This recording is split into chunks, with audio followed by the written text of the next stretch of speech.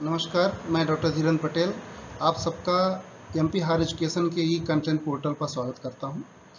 यह content PG students के लिए एमएससी केमिस्ट्री के लिए एप्लीकेबल है। हम इसमें बात करेंगे एमएससी प्रीवियस स्टूडेंट के फर्स्ट सेमेस्टर पेपर 4 के बारे में। कोड है MCH 404। पेपर टाइटल है group theory and spectroscopy. First, what the topic we are going to be cover in this content: matrix, reducible and irreducible representations. So let's begin.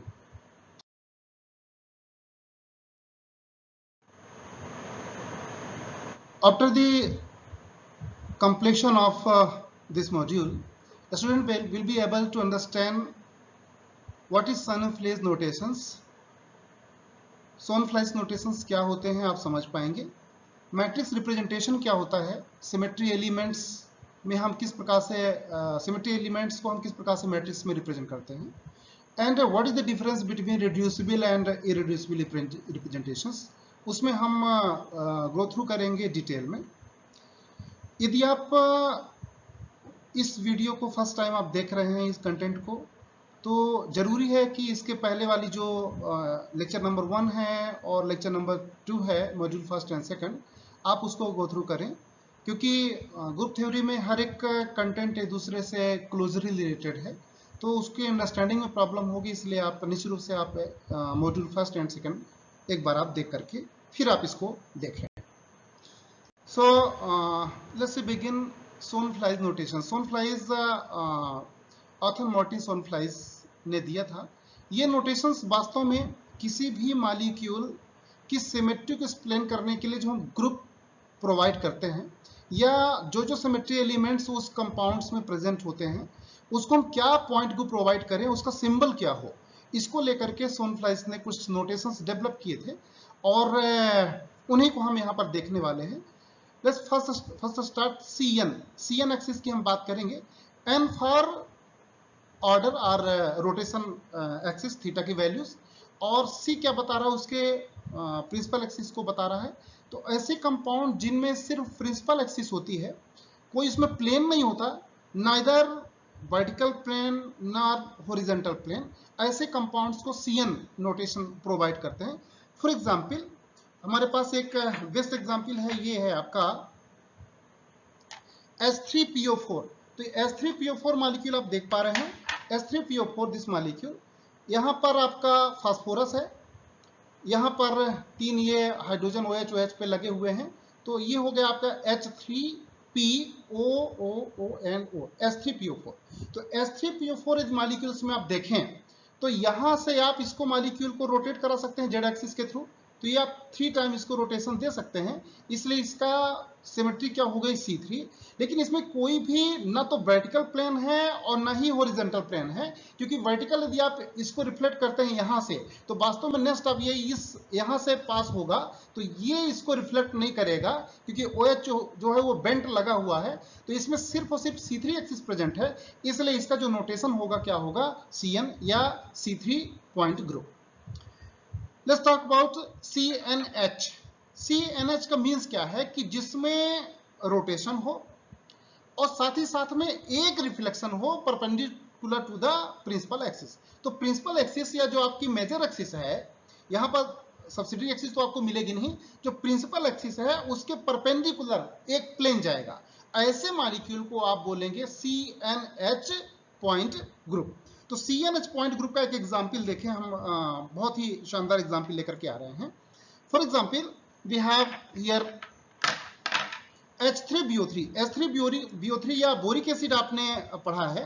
Boric acid वास्तव में एक planar molecule है, लेकिन जो planarity है उसकी वो इस प्रकार से है, ऐसे आप देखिए, इसको आप एक किसी प्लेन पे आप रख सकते हैं लाइक दिस, ये इस प्लेन पे अरेंज हो गया, यानी एक प्लेनर मॉलिक्यूल है। लेकिन प्लेनर मॉलिक्यूल होते हुए जो इसमें OH लगे हैं वो इस प्रकार से लगे हुए होते हैं, तो यहां पर इस प्रकार से कोई वर्टिकल प्लेन नहीं है, और सिर्फ इसमें क्या है आपका हॉरिजॉन्टल प्लेन, और यहां से एक rotation axis along the Z axis, along the Z axis, यहां से आप देखें अलोंग द जेड, इसको आप पकड़ करके इसको इस पे प्रकार से मूव कराएं, तो यदि आप मूव कराएंगे तो आपको वास्तव में यहां पर C3 रोटेशन मिलेगा और ये आपका एक हॉरिजॉन्टल प्लेन प्रेजेंट है जो एक्सिस के परपेंडिकुलर है। तो इस प्रकार से आपने देखा कि जो H3BO3 है बोरिक एसिड है उसका पॉइंट ग्रुप क्या होता है C3H पॉइंट ग्रुप, इसको हम प्रोवाइड करेंगे। नेक्स्ट है आपका CNV का मतलब है कि उसमें एक रोटेशन एक्सिस है और प्लस वर्टिकल प्लेन है, rotation axis and vertical plane. तो रोटेशन एक्सिस आपका यहां से होगा, फॉर एग्जांपल हमारे पास है वाटर मॉलिक्यूल, आप इसको पढ़ते आ रहे हैं, पिछले लेक्चर में भी मॉड्यूल में हम देख चुके हैं।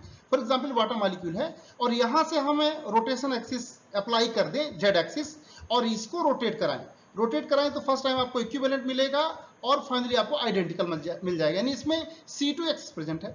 C2 एक्सिस के साथ साथ इसमें दो प्लेन भी प्रेजेंट है। एक प्लेन आपका इस प्रकार से है जो है आपका YZ प्लेन और एक ये वाला प्लेन है जो आपका है XZ प्लेन। तो इसमें दो वर्टिकल प्लेन है YZ एंड ZX प्लेन, लेकिन कोई भी यहाँ पर हॉरिजॉन्टल प्लेन नहीं है, इसलिए इसका जो पॉइंट ग्रुप होगा क्या होगा CNV के अंदर आएगा, वाटर मॉलिक्यूल के लिए C2V। इसी प्रकार से आप अमोनिया देखिए, आप पिरामिडल मॉलिक्यूल होता है इस प्रकार से, इस पिरामिडल मॉलिक्यूल में भी यहां से C3 एक्सिस प्रेजेंट है और यहां से 3 सिग्मा V भी प्रेजेंट है। किसको कट कर बाइसेक्ट कर रहे हैं, आपका नाइट्रोजन और हाइड्रोजन NH को लेकर के आपको पास कराना है प्लेन। इस प्रकार से आप प्लेन अप्लाई करेंगे NH को लेकर के, तो 3 प्लेन यहां पर प्रेजेंट है, तीनों वर्टिकल प्लेन है, कोई भी यहां पर हॉरिजॉन्टल प्लेन नहीं है। तो इसका पॉइंट ग्रुप क्या हो जाएगा C3V, जो CNV सोनफ्राइज नोटेशन के अंदर आएगा। ओके, आगे देखें जो हाई सिमेट्रिकल पॉइंट ग्रुप होते हैं लाइक ऑक्टाहेड्रल। तो ऑक्टाहेड्रल इस प्रकार से आप मॉलिक्यूल देख पा रहे हैं, ऑक्टाहेड्रल मॉलिक्यूल है।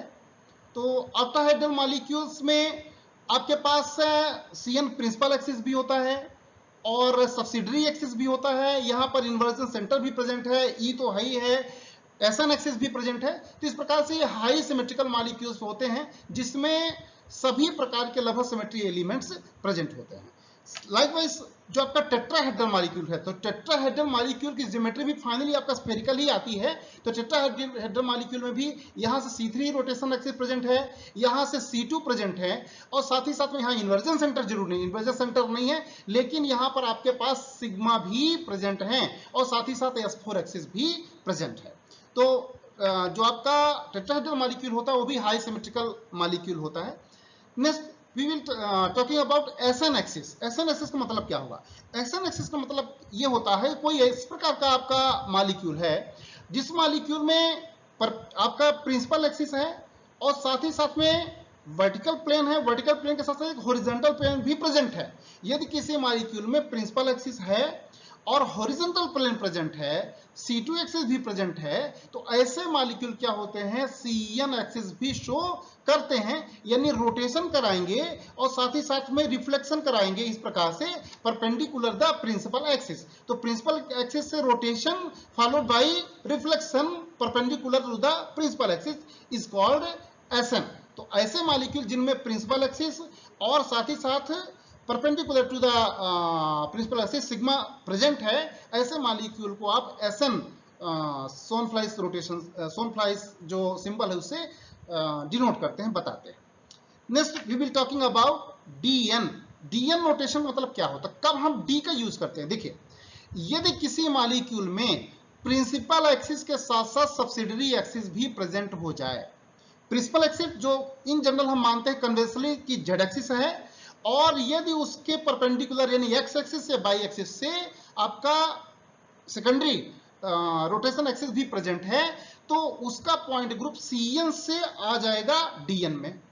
अब DN में हम क्या देखेंगे कि प्रिंसिपल N4 प्रिंसिपल एक्सिस है और साथ ही साथ में उसके परपेंडिकुलर आपका कोई प्लेन भी प्रेजेंट है, तब हो जाएगा DNH। और यदि प्रिंसिपल एक्सिस है, सब्सिडरी एक्सिस है और उसमें आपका सिग्मा भी प्रेजेंट है, तब उस कंडीशन को कहलाएगा DNV पॉइंट ग्रुप। तो ये हो गया आपका सोनफ्लाइज नोटेशंस के बारे में डिटेल। आगे बात करते हैं हम मैट्रिक्स। मैट्रिक्स क्या होता है और किसी भी सिमेट्री एलिमेंट्स को जब हम मैट्रिक्स में कन्वर्ट करते हैं, ट्रांसफॉर्म करते हैं, तो किस प्रकार से लिखते हैं, इसके बारे में हम डिटेल में बात करने जा रहे हैं। सबसे पहले मैट्रिक्स होता क्या है? It is the set of numbers around in rows and column. यानी कॉलम और रोज और कॉलम से बने हुए ये अरेंजमेंट होते हैं जो रेक्टेंगुलर एरे कहलाता है। इसमें नंबर या एलिमेंट्स की एंट्रीज होती हैं। अब मैट्रिक्स की जब हम टाइप की बात करते हैं तो ये आपका इस प्रकार से रो मैट्रिक्स हो सकता है, कॉलम मैट्रिक्स हो सकता है, 2x2 row and column matrix हो सकता है, 3x3 row and column matrix हो सकता है। तो मैट्रिक्स एक रिप्रेजेंटेशन है जो एंट्रीज या जो आपके सिमेट्री एलिमेंट्स हैं उनको हम उसमें फिल कर सकते हैं, डिफरेंट ऑपरेशंस करा सकते हैं। ओके, तो सबसे पहले बात करेंगे रो मैट्रिक्स की। रो मैट्रिक्स क्या होता है? तो रो मैट्रिक्स एक ऐसी मैट्रिक्स होती है जिसमें सिर्फ रो प्रेजेंट होता है और एक्स बाई जेड क्या है उसकी एंट्रीज हैं जो वास्तव में यहां पर उसके एक्सिस को बता रहा है, X axis, Y axis and Z axis. यहां पर कोई भी एंट्री हो सकती है। नेक्स्ट है आपका कॉलम मैट्रिक्स। तो कॉलम मैट्रिक्स इस प्रकार से बनाया जाता है जिसमें तीनों एक्सिस प्रेजेंट है, एक्स, वाई एंड जेड। ये तो बात हो गई किसकी? मैट्रिक्स की। अब हम देखेंगे कि जो आइडेंटिटी ई सिमेट्री एलिमेंट होता है उसके मैट्रिक्स हम कैसे डिजाइन कर सकते हैं, किस प्रकार से हम उसको बता सकते हैं। तो मैट्रिक्स को डिजाइन करने के लिए, बताने के लिए हम क्या करेंगे, एक्स वाई जेड एक्सिस को समझेंगे। ये है आपका एक्स एक्सिस, ये है आपका जेड एक्सिस और ये है आपका वाई एक्सिस। इसको किसी एक एग्जाम्पल के थ्रू समझते हैं। एग्जाम्पल्स में आपको और ज्यादा क्लैरिटी आएगी यदि आप देखेंगे तो यहां पर हम एक्सिस को रिप्रेजेंट करने के लिए एक एक्सिस के मॉडल का यूज कर रहे हैं, वहां से आपको बहुत ज्यादा क्लैरिटी आएगी। लेट्स सी, हमारे पास ये कोई मॉलिक्यूल है, इसमें जो ये एक्सिस है कन्वेंशनली इसको हम मानेंगे एक्स एक्सिस। आप इसको फिक्स करिए, हालांकि आप चाहे तो इसको भी एक्स मान सकते हैं, इसको मान सकते हैं, किसी को भी आप मान सकते हैं, लेकिन कन्वेंशनली बेटर अंडरस्टैंडिंग के लिए इसको आप माने एक्स एक्सिस। ये है आपका जेड एक्सिस जो टॉप से आएगा, बॉटम की ओर जाएगा जेड एक्सिस, और जो ये वाला है, ये वाला जा रहा है आपकी तरफ आ रहा है, बीवर की तरफ आ रहा है, वो क्या है आपका वाई एक्सिस। इसमें जो ये है राइट से जो हम शुरू करेंगे वो आपका पॉजिटिव होगा, जो लेफ्ट होगा उसी एक्सिस का निगेटिव। जैसे ये एक्स एक्सिस है पॉजिटिव तो ये हो जाएगा आपका माइनस एक्स, ये है आपका प्लस जेड तो ये हो जाएगा बिलो माइनस जेड, ये हमारी तरफ प्लस बाई है तो ये आपकी तरफ क्या हो जाएगा माइनस बाई, या आपकी तरफ माइनस बाई है तो हमारी तरफ क्या हो जाएगा, सॉरी आपकी तरफ प्लस बाई है तो हमारी तरफ क्या हो जाएगा माइनस बाई। तो इन तीनों एक्सिस को आपको बहुत अच्छे से एनालाइज करना है, इसको माइंड में लेकर के आना है, विजुअलाइज करना है। जब किसी भी कंपाउंड को, मॉलिक्यूल को आप एक्सिस में रख करके यहां पर आप मान लेंगे कोई एटम है और उसको एक्स बाई जेड एक्सिस में विजुअलाइज करेंगे, तब आपको सिमेट्री बहुत अच्छे से, ग्रुप थ्योरी बहुत अच्छे से समझ में आएगी। अब आप देखिए 3x3 हम मैट्रिक्स की क्यों बात करते हैं। इन जनरली हम जब एक्सिस अप्लाई करते हैं तो वहां पर मॉलिक्यूल को एक्स एक्सिस, वाई एक्सिस और जेड एक्सिस तीनों से ही हम उसको विजुअलाइज करते हैं, इसलिए हमको 3x3 एक्सिस की जरूरत पड़ती है, 3x3 मैट्रिक्स की जरूरत पड़ती है। अब यहां पर बात आ रही है कि हम मैट्रिक्स को अप्लाई कर रहे हैं किसी आइडेंटिटी एलिमेंट के लिए। आइडेंटिटी क्या होता है? एक एलिमेंट होता है किसी भी पॉइंट ग्रुप का, एक इंपॉर्टेंट सिमेट्री एलिमेंट होता है, और जो आइडेंटिटी है उसका कैरेक्टरिस्टिक क्या होता है, किसी भी कंपाउंड में यदि आप आइडेंटिटी अप्लाई करेंगे, फॉर एग्जांपल टेट्राहेड्रल मॉलिक्यूल है, यदि हम इसमें आइडेंटिटी अप्लाई करें तो मॉलिक्यूल जैसा है वैसा ही रहेगा फाइनली। रीजन बीइंग दैट कि जो आइडेंटिटी ऑपरेशन है वो वास्तव में 360 डिग्री रोटेशन होता है, और जब किसी मॉलिक्यूल को आप 360 डिग्री रोटेट कर जाएंगे, जैसे मान लीजिए यहां जेड एक्सिस हमने पकड़ा और कंप्लीट इसको रोटेट करा दिया इतना, तो जब आप 360 पूरा आपने मूव करा दिया तो जैसा था एज इट इज आपको मिल गया। मतलब यदि किसी मॉलिक्यूल पर आप आइडेंटिटी ऑपरेट कराएंगे तो आपको वही मॉलिक्यूल सेम जो पहले था, आइडेंटिटी का सिमेट्री उसकी आपको, आइडेंटिटी का ज्योमेट्री आपको मिल जाएगी। यानी आइडेंटिटी अप्लाई करने के बाद मॉलिक्यूल में कोई चेंजेस नहीं होता, उसकी ज्योमेट्री में किसी प्रकार से चेंजेस नहीं होता। ओके, अब एक्स बाई जेड आपकी एक्सिस है, एक्स बाई जेड एक्सिस पर हम आइडेंटिटी ऑपरेशन अप्लाई कर रहे हैं, तो एक्स अपनी जगह पर रहेगा, वाई अपनी जगह पर रहेगा, जेड अपनी जगह पर रहेगा, और तीनों अपनी वैल्यूज लीव करेंगे। लेकिन जब आप एक्स अप्लाई करेंगे तो वाई जेड का कोई मीन्स वहां पर नहीं होगा, वाई अप्लाई करेंगे तो एक्स जेड का कोई मीन्स नहीं होता। इसलिए जो इसके जो एंट्रीज आएंगी वो x के स्थान पर 1 बाई जेड 0, फिर x के बाद बाई ऑपरेट करेगा, x और z 0 हो जाएगा तो बाई की जगह पे 1 आ गया। और इसी प्रकार से जब आप z ऑपरेट कराएंगे तो z की जगह पर 1 आएगा, बाकी 0 0 हो जाएगा। तो ये मिल गया आपका 1 0 0 0 1 0 एंड 0 0 1। ओके, अब यहां पर एक चीज और आएगा आपका करेक्टर। करेक्टर क्या होता है, ये बहुत इंपॉर्टेंट, करेक्टर को समझना बहुत जरूरी, क्योंकि जब आप इसके आगे वाले मॉड्यूल 3 और मॉड्यूल 4 और 5 की 6 की बात करेंगे तो वहां पर जब आप बात करेंगे करेक्टर टेबल की, या जो आपके स्पेक्ट्रोस्कोपिक टर्म्स होते हैं, स्पेक्ट्रोस्कोपिक टर्म्स की बात करेंगे और डिफरेंट टाइप के वहां पर जो नोटेशंस यूज करेंगे, वहां पर आपको कैरेक्टर की जरूरत पड़ेगी। जब आप रिड्यूसिबल और इरिड्यूसिबल रिप्रेजेंटेशन करेंगे तो वहां पर भी आपको इसकी रिक्वायरमेंट आएगी। मुल्किन सिंबल जब डिजाइन करेंगे तो वहां पर भी इसकी हमको जरूरत पड़ेगी। तो इसलिए कैरेक्टर को आप एक बार अच्छे से समझ लीजिए, फिर आगे आपको आसानी होगी। तो कैरेक्टर होता क्या है, आपने कोई सिमेट्री ऑपरेशन किया और उसको आपने लिया मैट्रिक्स में, तो मैट्रिक्स में जो डायगोनली जो वैल्यूज आती हैं, इस प्रकार से आप यहां पर देखें कि हमने सिमेट्री एलिमेंट्स ई लिया और आइडेंटिटी ई पर ऑपरेशन कराया, तो ऑपरेशन कराने के बाद हमको इस प्रकार से मैट्रिक्स मिली। अब इस मैट्रिक्स में जो ये डायगोनल है, इन तीनों का समअप 1 + 1 + 1, इन तीनों का ही सम कहलाएगा इसका कैरेक्टर। और कैरेक्टर को हम रिप्रेजेंट करते हैं किसे, काई से। दिस सिंबल इज कॉल्ड काई। तो ई के लिए यानी आइडेंटिटी के लिए काई हमेशा 3 होगा, हमेशा काई की वैल्यू क्या होगी, 3 होगी।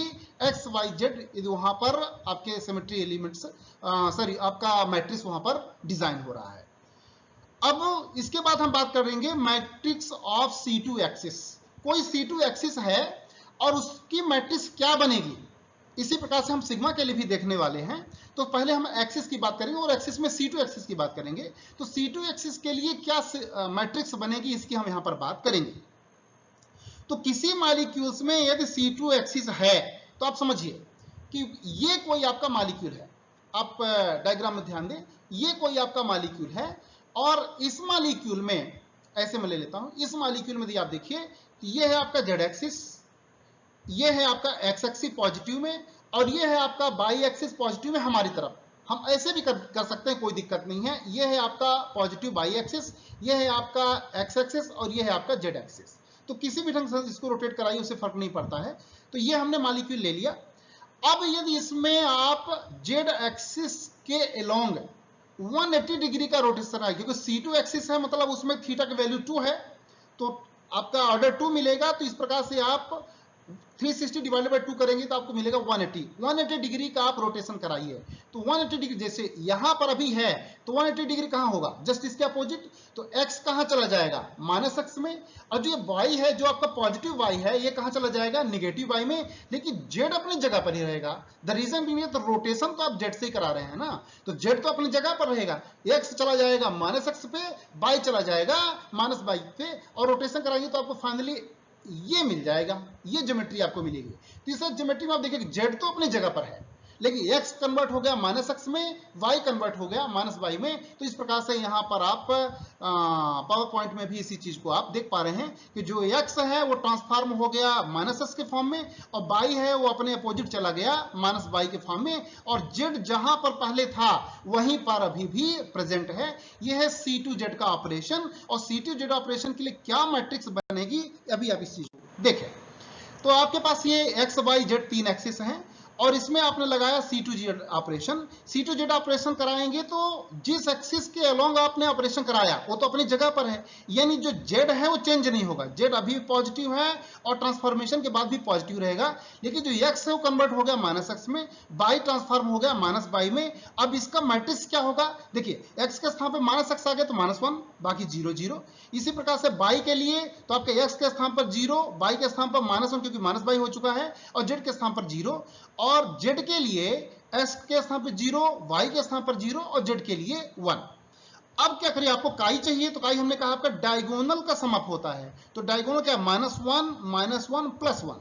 तो -1 -1 -2 में से +1 रिमूव कर देंगे, घटा देंगे, सब्सट्रैक्ट कर देंगे, तो मिल जाएगा आपको -1। मतलब ये हुआ कि C2 एक्सिस के लिए जो काई की वैल्यू है, जो C2 एक्सिस का जो कैरेक्टर है, दैट इज -1।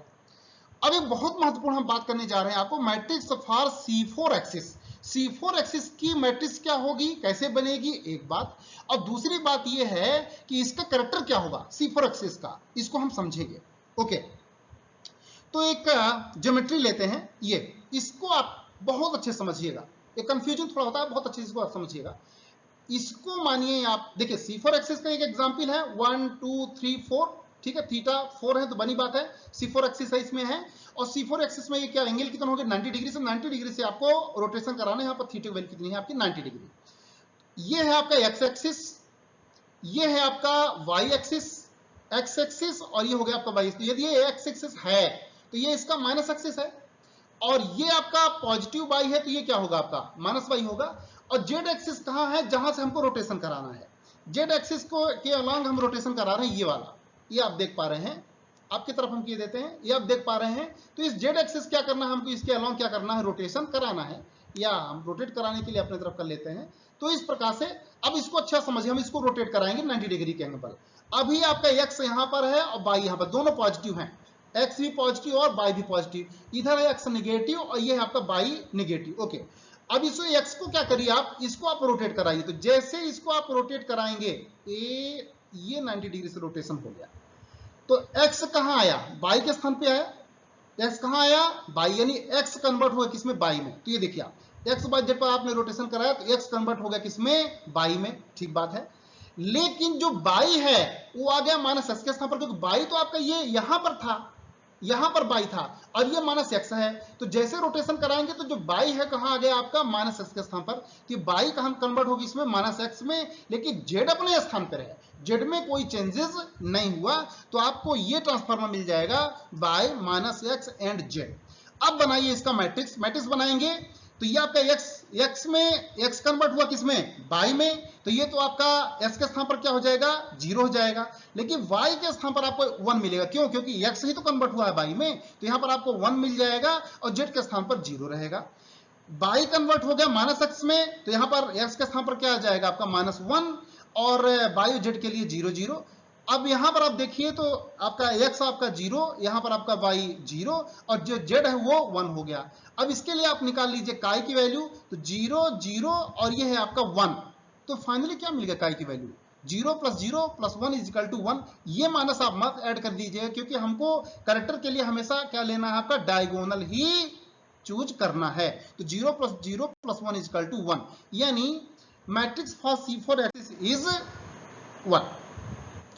अब देखिए कोई भी CN एक्सिस है, उसकी मैट्रिक्स निकालने के लिए आप ये, उसका कैरेक्टर आपको निकालने के लिए आप ये इस फार्मूले का यूज कर सकते हैं, जो सिंपल मैट्रिक्स रिप्रेजेंटेशन है, cos theta sin theta 0 minus sin theta cos theta 0 and 0 0 1। Theta क्या है आपका एंगल है, जिस एंगल पर आप उसको रोटेट करा रहे हैं।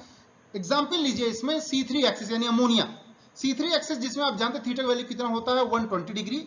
तो यदि आप यहां पर 120 डिग्री कर दें थीटा के स्थान पर, तो आपको cos 120 की वैल्यू मिल जाएगी -½ sin 120 की वैल्यू मिल जाएगी √3/2, और आपका ये 0 तो 0 ही रहेगा। इसी प्रकार से -sin 120 के स्थान पर आ गया -√3/2, cos 120 =-1/2, और ये 0 ही रहेगा 0 0 1। अब इनको यहां से काई निकालने के लिए क्या करिए, इसका डायगोनल का समाप्त करिए, तो -½ -1 हुआ, और -1 में 1 ऐड करेंगे तो 0 मिलेगा। मतलब C3 एक्सिस का जो कैरेक्टर होता है क्या होता है 0 होता है। ओके, तो इसी चीज को यदि हम यहां पर देखें, एक्स बाई जेड एक्सिस हो गया, और एक्स बाई जेड पर आप अप्लाई कर रहे हैं सिग्मा एक्स जेड प्लेन।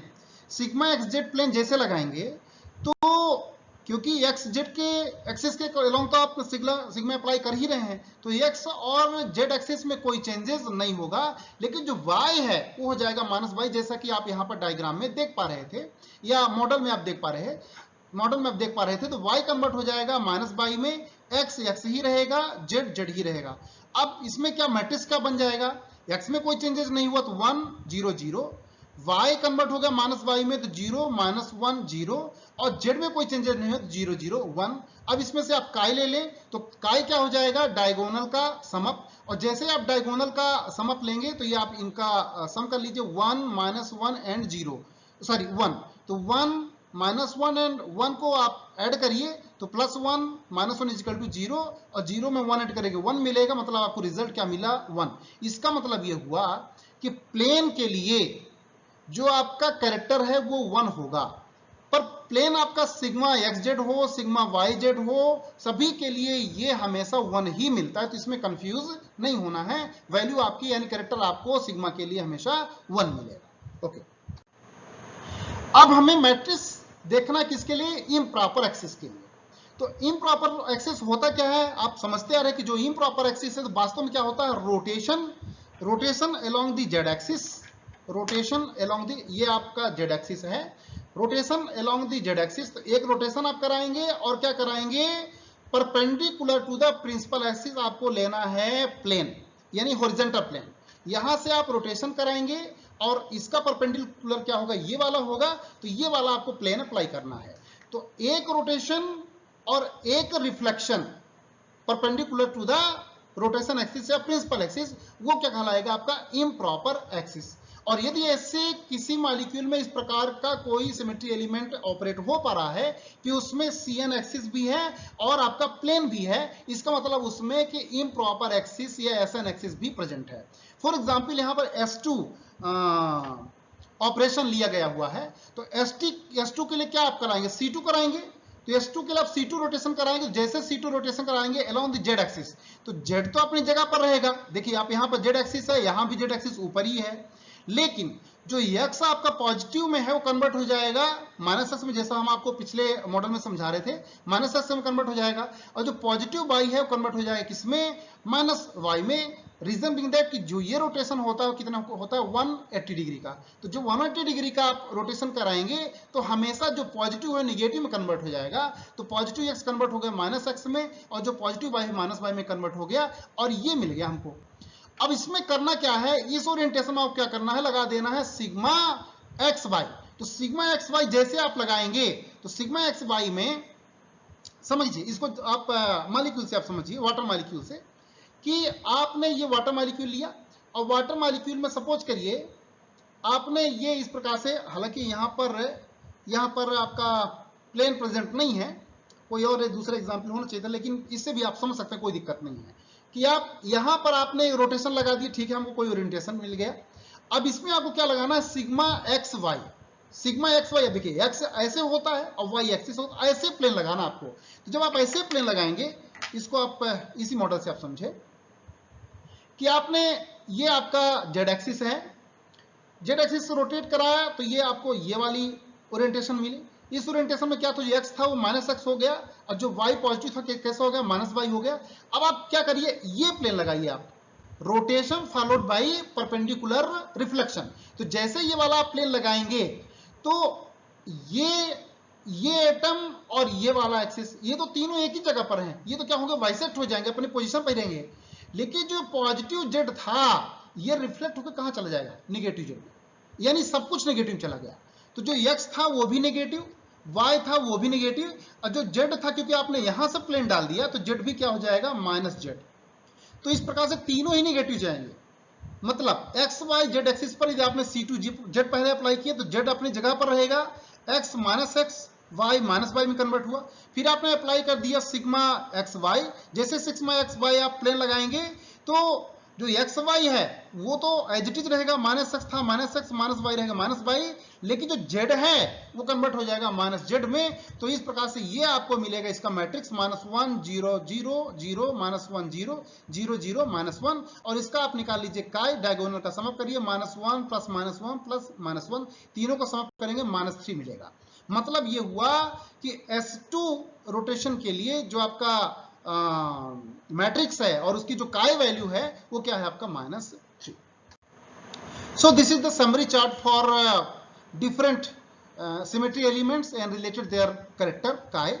आप देखें कोई भी प्लेन हो, whether it is sigma V, sigma H और सिग्मा D डायहेड्रल प्लेन, तीनों के लिए जो आपका कैरेक्टर होगा हमेशा 1 होगा, रिमेंबर इट। आइडेंटिटी के लिए 3 रहेगा, एक्सिस C2 एक्सिस है तो -1, C3 है तो 0 और C4 है तो 1, C5 है तो 2, आगे बढ़ते जाएंगे इस प्रकार से। इम्प्रॉपर में S2 है तो -3, अभी अपन ने देखा, S3 है तो -2, S4 है तो -1, इस प्रकार से डिक्रीजिंग ऑर्डर में जाएंगे। S को बढ़ा रहे हैं तो ये क्या हो रहा है, डिक्रीज हो रहा है। और इन्वर्जन के लिए हमेशा क्या होगा, -3 होगा। रीजन बिंग दैट कि इन्वर्जन क्या होता है, बहुत इस चीज को अच्छे से आप समझ लें। इन्वर्जन समझना कठिन नहीं है। इन्वर्जन में -3 क्यों आएगा, इस चीज को आप समझे। देखिए, inversion X Y Z axis में अपन एनालाइज करें, ये हो गया आपका Z axis, Y X axis, और ये हो गया आपका वाई एक्सिस। इन्वर्जन का मतलब क्या होता है कि सेंटर पॉइंट से किसी एक एटम तरफ जाएं तो जो एनवायरमेंट मिले उसके अपोजिट जाए तो सेम एनवायरमेंट मिलना चाहिए। मतलब यदि हम इसमें इन्वर्जन लगा दें तो ये जो पॉजिटिव है नेगेटिव हो जाएगा। इसी प्रकार जो एक्स एक्सिस पॉजिटिव हो माइनस एक्सिस हो जाएगा। इसमें जो बाई एक्सिस पॉजिटिव हो क्या हो जाएगा, माइनस बाई हो जाएगा। यानी सब कुछ चेंज हो जाएगा, पॉजिटिव कन्वर्ट हो जाएगा निगेटिव में। तो जब 3 पॉजिटिव हैं तो आप इन्वर्जन लगा देंगे 3 नेगेटिव हो जाएगा। तो इस प्रकार से इन्वर्जन के लिए हमेशा जो करेक्ट वैल्यू क्या होगी, -3 होगा। ये कुछ वैल्यूज दी हुई हैं आपकी हेल्प के लिए। cos थीटा का जो वैल्यू है 1 है, cos 90 का 0, cos 120 -1/2, cos 180 -1। इतनी वैल्यूज यदि आप रिमेंबर कर लेते हैं तो आपको कभी भी कोई दिक्कत नहीं होगी। एक और फार्मूला ट्रिक आप ध्यान रखें, CN रोटेशन एक्सिस के लिए यदि आपको करेक्टर निकालना है तो एक सिंपल सा फार्मूला है 2 cos थीटा +1। यानी C2 के लिए निकालना है, C3 के लिए निकालना है, जिसको भी आप, जैसे C2 के लिए निकालना है तो cos थीटा के स्थान पर थीटा की वैल्यू आप 180 रखेंगे, और जैसे cos 180 रखेंगे तो क्या हो जाएगा, -1 आएगा। यहां पर यदि आप -1 रखेंगे तो 2 × -1 इक्वल टू -2 हुआ, और -2 + 1 इक्वल टू क्या हो जाएगा, -1 हो जाएगा। तो C2 के लिए क्या हो जाएगा आपका -1। तो यहां पर थीटा की वैल्यू आप लिखते जाइए तो सभी CN रोटेशन के लिए आपको इजिली काई की वैल्यू मिल जाएगी। लेकिन यदि आपका SN रोटेशन हो रहा है तो SN एक्सिस के लिए जो काई की वैल्यू निकालने के लिए हम फॉर्मूला करेंगे 2 cos थीटा -1, CN के लिए +1 और SN के लिए -1। ये वैल्यूज आपको रखेंगे और आपको सभी काई की वैल्यू आपको मिल जाएंगे। ओके, तो यहां तक हम लोगों ने पढ़ा मैट्रिक्स। और मैट्रिक्स के बाद हम देखने वाले बहुत इंपॉर्टेंट है आपका रिड्यूसिबल एंड इररिड्यूसिबल रिप्रेजेंटेशन। ये क्या होता है, बहुत इसको अच्छे से आप समझे। Reducible representation means tau R से इसको रिप्रेजेंट करते हैं। Representation of higher dimension which can be further reduced into lower dimension is said to be reducible representation. Reduced representation for a molecule can be derived by using basic set. इसको reduce किसी भी molecule से जुड़े हुए reducible representation को बताने के लिए उस मॉलिक्यूल में हम कुछ बेसिक सेट फिक्स करते हैं। जैसे आपका कार्टेशियन कोऑर्डिनेट्स जो आपका एक्स वाई जेड एक्सिस होती हैं उनको हम ले सकते हैं, बॉन्ड वेक्टर का यूज कर सकते हैं, बॉन्ड एंगल का यूज सकते हैं, बहुत सारे बेसिक सेट्स होते हैं, उनका हम सिलेक्शन करके और हम किसी भी मॉलिक्यूल के लिए या किसी भी पॉइंट ग्रुप के लिए रिड्यूसिबल रिप्रेजेंटेशन बहुत आसानी से निकाल सकते हैं। इसके लिए सिंपल बेसिक फार्मूला आपको याद रखना है। काई जो आपको मैंने अभी तक लर्न कराया, काई की वैल्यू आपको पता होना चाहिए किसी भी पॉइंट ग्रुप के लिए, किसी भी सिमेट्री एलिमेंट के लिए। और साथ ही साथ में एक चीज और हम उस पर बताएंगे, नंबर ऑफ अनशिफ्टेड एटम। जो मॉलिक्यूल को आप देख करके बता पाएंगे, उसमें ऑपरेशन लगा करके आप बता पाएंगे कि कितने उसमें नंबर ऑफ अनशिफ्टेड एटम हैं, और उसका मल्टीप्लिकेशन आप कर देंगे कैरेक्टर से तो आपको मिल जाएगा टाउ आर। बहुत इजी है। ओके, देखें रिड्यूसिबल रिप्रेजेंटेशन हम पढ़ने जा रहे हैं C2V पॉइंट ग्रुप के लिए, जिसमें आप वाटर मॉलिक्यूल एज एग्जांपल ले सकते हैं। अब आप जानते हैं कि C2V पॉइंट ग्रुप से जो जुड़े हुए रिलेटेड जो सिमेट्री एलिमेंट्स होते हैं, क्या क्या होते हैं, identity E, C2 axis rotation axis, sigma XZ plane and sigma YZ plane. इसके लिए हमने ऑलरेडी आपसे बात कर चुके हैं, आपका लेक्चर नंबर 2 में, मॉड्यूल नंबर 2 में बहुत डिटेल में बात कर चुके हैं। यहां पर हम इसके हेल्प से निकालेंगे reducible representation for C2V point group. तो आप दो नोटेशंस देखें, ये आपका काई है, ये है आपका नंबर ऑफ अनशिफ्टेड एटम, और ये tau value of R, that is reducible representation. तो C2V पॉइंट ग्रुप के लिए हम निकालने जा रहे हैं रिड्यूसिबल रिप्रेजेंटेशन। ये कैसे मिलेगा, हमने सिंपल फॉर्मूला आपके लिए बताया। हमको इसके लिए चाहिए काई की वैल्यू इन सिमेट्री एलिमेंट्स से जुड़े हुए, और दूसरा चाहिए आपको number of unshifted atom. Okay, तो काई की वैल्यू हम निकाल चुके हैं। देखिए आइडेंटिटी ई के लिए हम बता चुके हैं आपको काई हमेशा क्या होता है, 3 होता है। C2 के लिए -1, सिग्मा एक्स जेड ये प्लेन है, सिग्मा वाई जेड ये भी प्लेन है, और हम आपको बता चुके हैं कि प्लेन के लिए हमेशा जो काई की वैल्यू होगी वो 1 ही रहेगी, पॉजिटिव 1 रहेगी, तो इसमें कभी भी आपको कुछ भी चेंज करने की जरूरत नहीं है, 1 ही लिखना है। अब ये तो हो गई आपका काई की वैल्यू। अब चाहिए आपको number of unshifted atom during the particular operation. तो हम किसी मॉलिक्यूल पर ऑपरेशन करा रहे हैं और उस ऑपरेशन के दौरान उसमें कितने एटम ऐसे हैं जो फिक्स हैं अपनी पोजीशन पर, उनका कोई भी शिफ्टिंग उनमें नहीं हो रही है, कोई भी चेंजेस नहीं हो रहा है, उनके पोजीशन में कोई चेंजेस नहीं हो रहा है, तो वही कहलाएंगे number of unshifted atom. For example ये वाटर मॉलिक्यूल है और वाटर मॉलिक्यूल पर आपने ई अप्लाई किया, और आप ई क्या जानते हैं आप ई के बारे में कि ये क्या होता है, 360 डिग्री रोटेशन होता है। तो आपने ये मॉलिक्यूल लिया और 360 डिग्री आपने इसको रोटेट करा दिया। तो जब आप 360 डिग्री आप इसको रोटेट करा देंगे तो जैसा मॉलिक्यूल था पहले एज इट इज उसी ढंग से मिल गया, यानी कोई भी एटम का कोई पोजीशन चेंज नहीं हुआ। तो यहाँ पर कितने एटम है, oxygen hydrogen, hydrogen total atom is equal to 3। तो इसमें नंबर ऑफ अनशिफ्टेड, कोई एटम शिफ्ट नहीं हुआ, इसलिए क्या आ जाएगा, 3 आ जाएगा। लेकिन जब आप इसमें कराएंगे C2 rotation along the Z axis, तो जैसे इसमें आप C2 रोटेशन आप कराइए 180 डिग्री का, ये आपने रोटेशन कराया तो ऑक्सीजन तो अपनी जगह पर है, लेकिन जो हाइड्रोजन है जो H1 है कन्वर्ट हो गया H2 में, जो H2 था चला गया H1 की पोजीशन पर। मतलब ये हुआ कि ये हाइड्रोजन और ये हाइड्रोजन चेंज हो गए, ऑक्सीजन अपनी जगह पर है। तो नंबर ऑफ जो अनशिफ्टेड एटम है जिसका पोजीशन नहीं बदला कितने हैं, 1, सिर्फ ऑक्सीजन। तो C2 के साथ पर आ जाएगा आपका 1। अब आप लगाइए इसमें सिग्मा एक्स जेड प्लेन, ये जेड है और ये एक्स है, ऐसे प्लेन अप्लाई करिए। तो जैसे एक्स प्लेन आप अप्लाई करेंगे तो ऑक्सीजन और दोनों हाइड्रोजन के बीचों बीच से ये जाएगा, मतलब ऑक्सीजन और हाइड्रोजन अपनी पोजीशन को चेंज नहीं करेंगे, उसी के बीचों बीच से प्लेन पास हो जाएगा।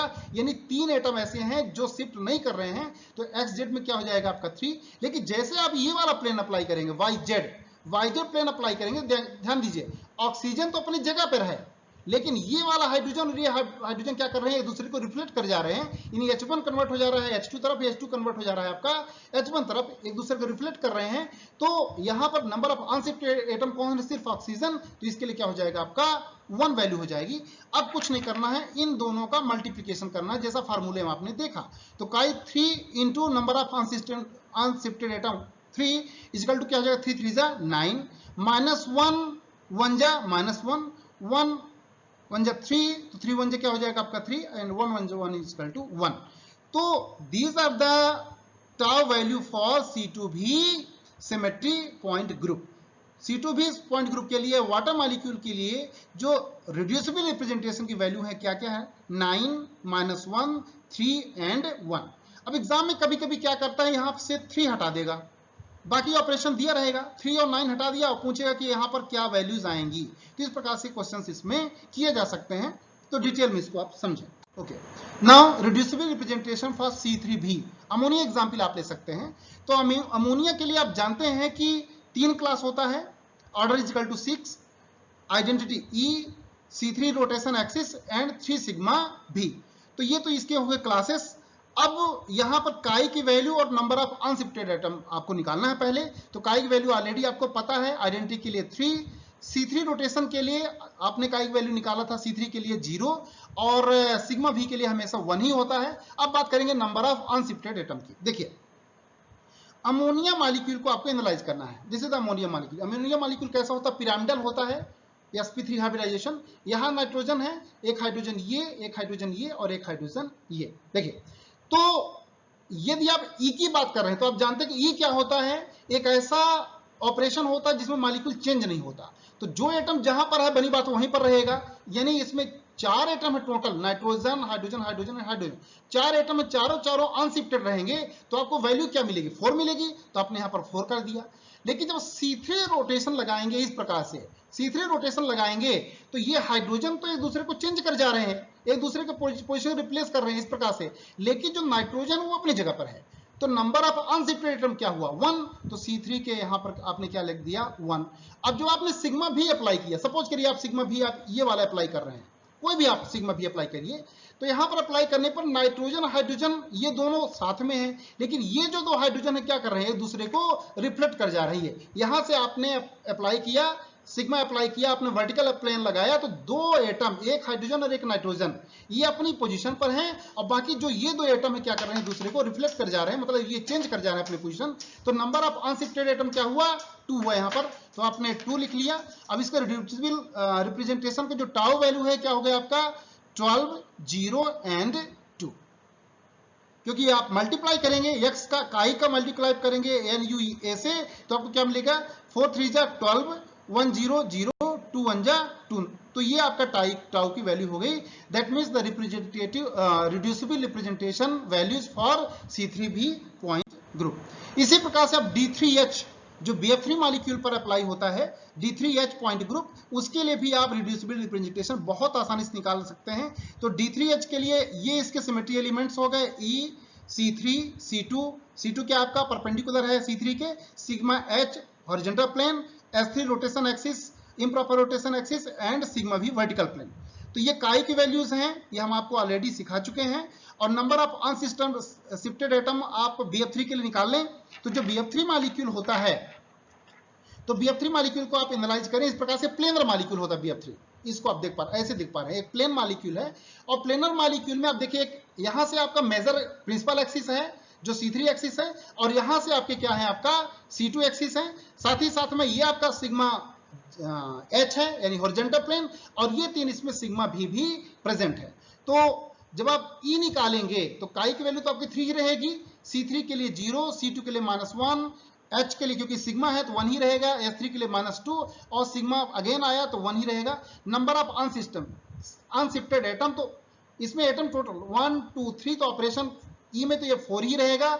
C3 जो आप यहां से आप लगाएंगे, यहां से C3 लगाएंगे, देखिए तीनों फ्लोरीन एटम क्या हो रहे हैं, एक दूसरे को रिप्लेस कर रहे हैं, लेकिन जो आपका बोरॉन एटम है वो अपनी जगह पर है। तो नंबर ऑफ अनशिफ्टेड एटम क्या हुआ 1 हुआ। लेकिन जब C2 लगाएंगे यहां से, तो जब यहां से आप लगाएंगे, देखिए आप यहां से आप C2 अप्लाई कर रहे हैं, तो ये दो एटम तो अपनी पोजीशन पर हैं, लेकिन ये एक दूसरे को रिफ्लेक्ट किए जा रहे हैं, इसलिए number of unshifted atom is equal to 2। Sigma H लगाएंगे तो इस प्रकार से हॉरिजॉन्टल प्लेन लगाते हैं, तो जो एटम जहां पर है वहीं पर रहेगा, यानी 4 एटम है तो चारों अपनी पोजीशन पर रहेंगे, तो अनशिफ्टेड इज इक्वल टू 4 हो गया।